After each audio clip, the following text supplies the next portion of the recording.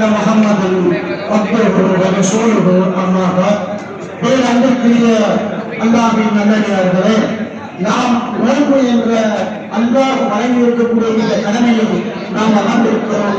எல்லா புகழும் அல்லாஹ் ஒருவருக்கு. அல்லாஹ் தனது திருமறை குர்ஆனிலே சொல்லி காட்டுகிறார், யா அய்யுஹல்லதீன ஆமனூ குத்திப அலைக்கும் ஸியாம் கமா குத்திப அலல்லதீன மின் கப்லிக்கும் லஅல்லக்கும் தத்தகூன். இறை விசுவாசிகளே, ஈமான் கொண்ட நம்பிக்கையாளர்களே, உங்களிடத்தில் நோன்பு கடமையாக்கப்பட்டிருக்கிறது.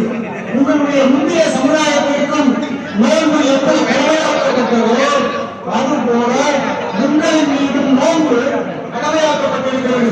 ஏன் தெரியுமா? எதற்காக நோன்பு கடமையாக்கப்பட்டிருக்கிறது தெரியுமா? அல்லக்கும் தத்தகூன், நீங்கள் இறை அச்சமுடையவர்களாக ஆகுவதற்காகத்தான். வேறு எந்த விதமான நோக்கமும் அல்ல. அது மட்டுமல்லாமல் 17 மாதங்களில் இந்த ரமலான் மாதம் ஏன் சிறப்பாக இருக்கிறது தெரியுமா? 11 மாதங்கள் இருக்கின்றன.